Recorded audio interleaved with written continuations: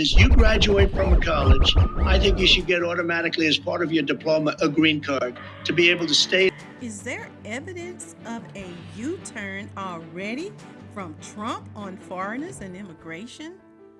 And who exactly are the people that have Trump's ear? Could it be foreign voices that are causing a U turn, whispering in his ears on the H-1B program? Let's get into it.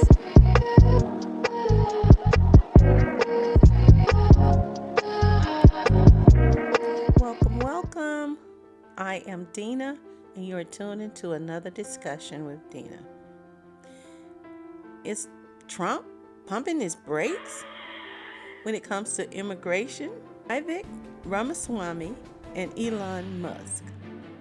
These are two people that are descended from immigrants or immigrated here, and they were tapped to lead his new Department of Government Efficiency.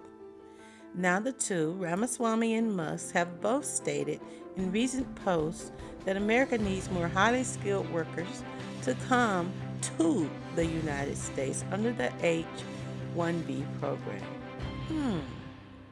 So it is. Both guys agree that the temporary work program, or H-1B, visa in the United States under the Immigration and Nationality Act allows United States employers to employ foreign workers in specialty occupations. It is the largest visa category in the United States in terms of guest worker numbers. Specialty occupations require that the person or applicant, an application of specialized knowledge and a bachelor's degree are the equivalent of work experience. The duration of the stay is 3 years. It can be extendable to 6 years, after which the person has to reapply. Now, American laws limit the number of H-1B visas that are issued each year, and congressionally mandates a cap. And this cap limits the number of those visas that can be issued during a single fiscal year, which is 65,000 visas and an additional 20,000 set aside for those graduating with master's degrees or higher from a U.S. college or university. Now, an employer is required to sponsor such individual for the visa. And it is estimated that there are 583,420 foreign nationals on this H-1B visa as of September 30th, 2019. Now, the number of the H-1B visas that were issued quadrupled since 1991, and there was 206,002 initial and continuing H-1B visas issued in 2022. Now, Musk and Ramaswamy agree that there is a desperate need for expansion of this temporary work visa program. They said it's necessary because it is an attempt to attract worldwide talent and competitiveness within technology sectors. And Trump himself stated that you need a pool of people to work for your companies that have to be smart people. You need brilliant people, and we force the brilliant people, the people that graduate from college, the people that are number one in their class from the best colleges. He said that you have to have the ability to recruit these people and keep them. This is what he said.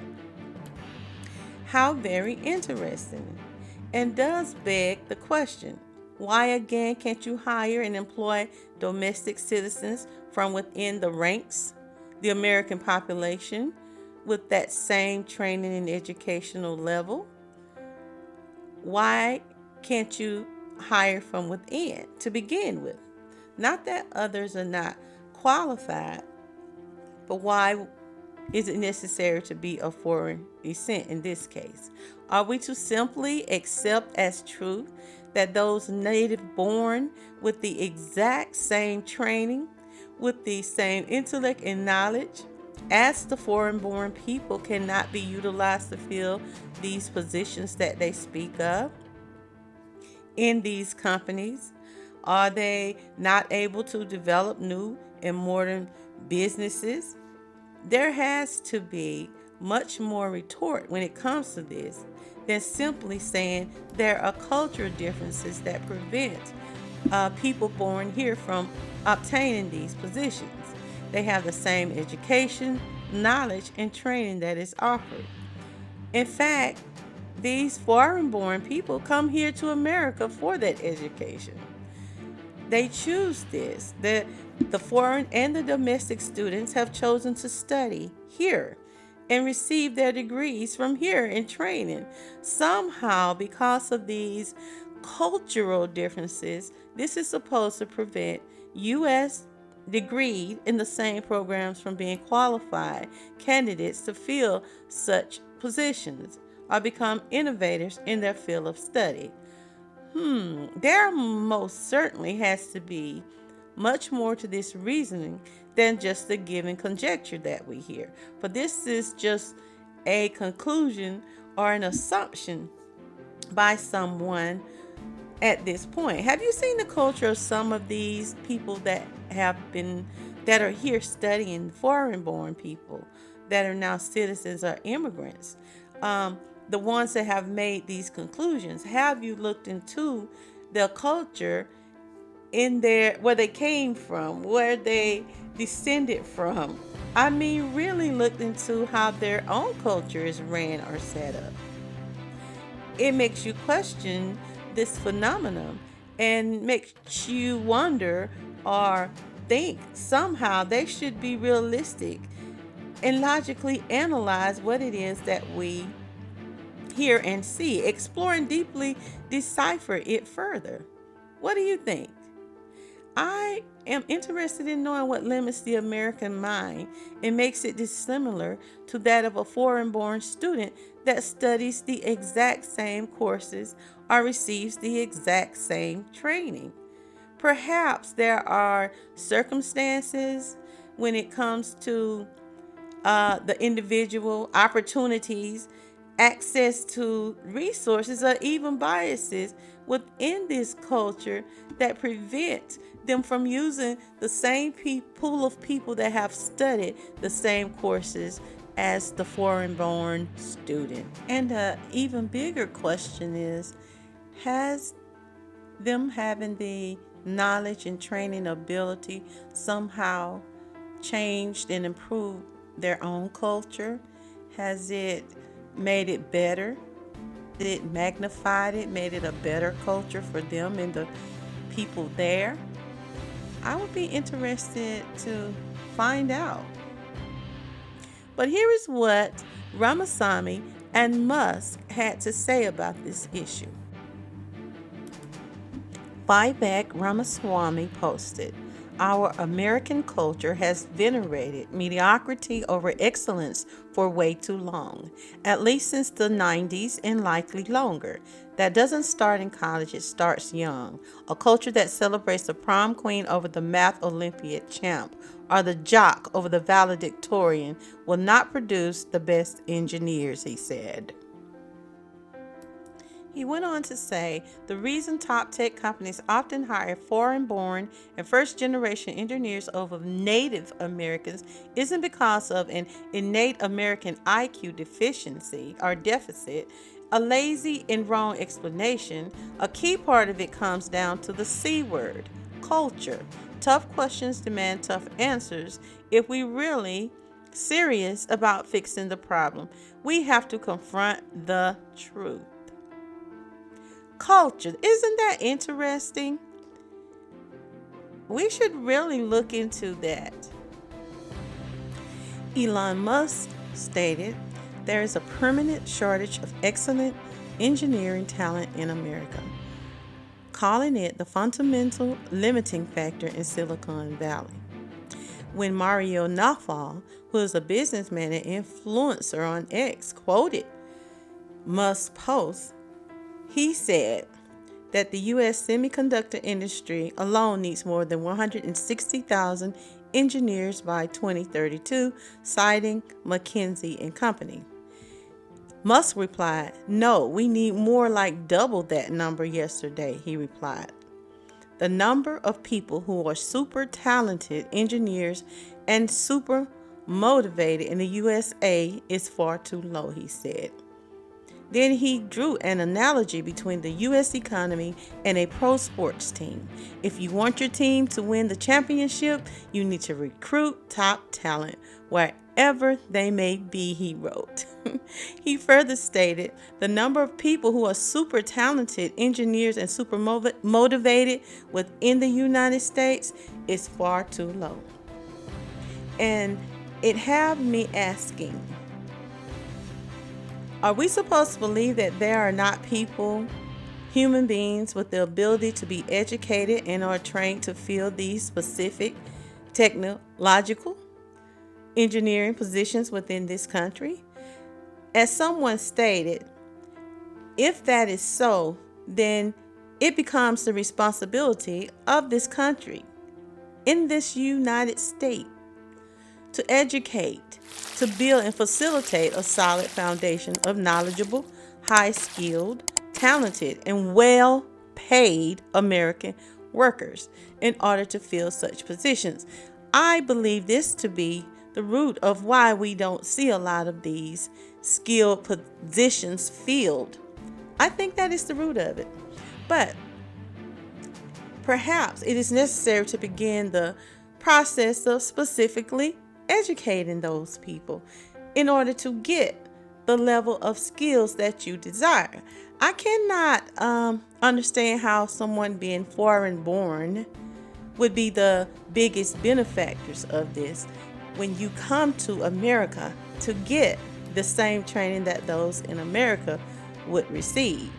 Perhaps there should be much more research into why that is. Why that would have something to do with birth. Now, I find nothing wrong with critiquing or voicing a concern or an opinion on the need for improvements within one's culture or country. And that's simply one's opinion. And there is no denying that there are many parts of American culture in particular that leaves much to be desired and desperately needs improving. Some things just need to be dismissed altogether culturally. But we are talking about two people in particular, Ramaswamy and Musk, who descend or are derived from different cultures. Are they perfect?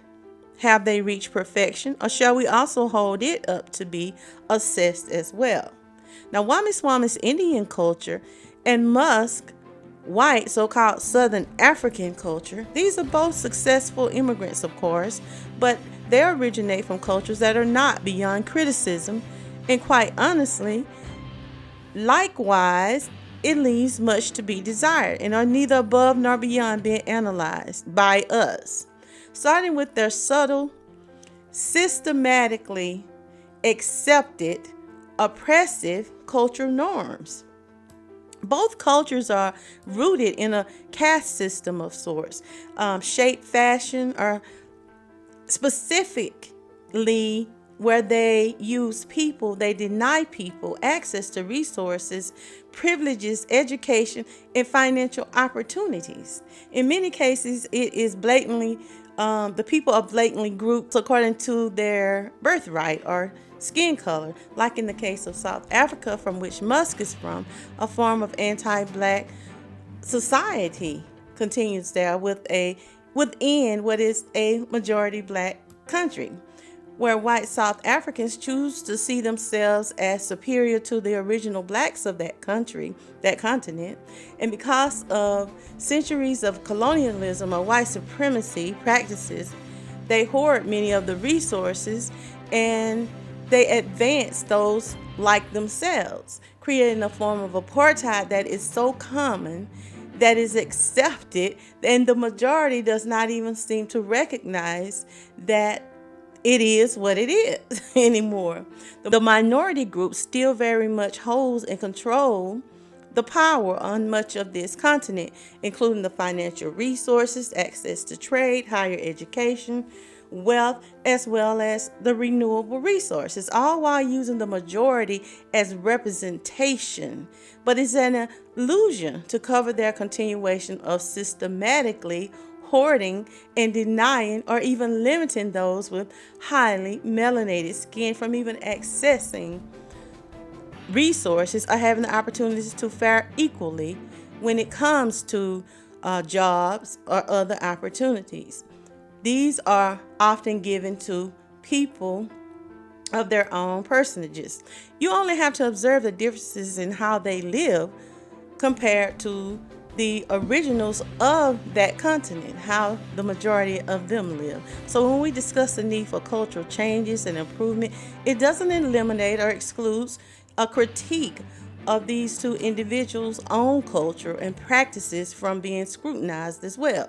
Success should be encouraged and in no way denied or limited from anyone that has the means to be the qualification, the skills. It shouldn't be denied as long as you are a citizen. But in certain groups within their culture, and specifically I'm talking about India, there is a hierarchy of classes, what is called a caste system. And it divides the society into hereditary classes. And it's said to have originated with the arrival of the Aryans in India around 1500 BC. Now, the Indian caste system is in full effect today. It has been in place for centuries now, whereby people are put into fixed social groups under a pecking order that relies upon discriminatory notions of ritual purity and contamination. So, would this classification be conducive to producing a better qualified American workforce? Will it generate the laborers, the engineers, the scientists, and the tech experts? Once again, I said, and I believe there's nothing wrong with offering constructive criticism to better the society. However, sometimes it does become necessary to examine the spokesperson, the beneficiary, and if it is indeed constructive or simply an affront for iniquitous intentions. We are well aware of America's still discreet yet apparent anti-black practices that are clandestine. It's still very much undeniably, surreptitiously woven into this society, as much as we would like to deny it. If one were to start a business or an industry here that seeks to expand or explore space, so it is necessary to find people that are equipped to build space rockets and to deal with all that comes with that industry here. In order for someone to recruit the necessary workers for these positions, it would be necessary to define exactly what skills are needed, what training, what education, what qualifications are needed to fill these positions. Knowing that makes sense to begin the process of partnering with an educational institution, with schools, and offering courses, training that prepare the future employees so that they can have the skills and the abilities that are necessary, and they can be recruited once they graduated or have had the training necessary to perform those duties. So in order to see the people that you need or recruit those people, you must also have incentives that will allow access to those whom have been proficiently educated and completed to work in this specific field of interest. And one of those things that I think is very important is pay. It is the most important part. Nothing on a scale of mediocrity is sufficient. No third world pay or even minimum wage should be allotted to these people that you want or you are requiring to have these special skills in education. Pay them well. And I don't think you would have a problem recruiting anyone. And once again, I believe this may be the primary reason and at the core of why they may not be able to find the number of domestically trained workers for these positions. People don't want poverty pay. They don't want middle class pay. They don't want to just simply get by. You want these people to have skills and training. They want a decent wage, not just medium, once again, one that allows the worker to more than just get by, especially with the cost of living in the United States today. And I'll say it again, that may very well be at the core of this so-called issue with finding recruits. With proper training and proper pay for having completed the process of maintaining these skills, businessmen and women can be successful. It can be profitable for both the business and the recruit. Now, I want to know what you think about this issue. Is it truly about the cultural differences between foreign workers and domestic? Or perhaps the lack of decent pay wages play a role in this? Or maybe it is something even more nefarious. Who do you think has the ear of President Trump? Will he make that U-turn? Subscribe and leave me your comments. And join me next time for another discussion with Dena. Ta-ta! This concludes your daily discussions with Dena. Join us Monday through Friday at 12:30 p.m. Like, share, subscribe, and leave a comment.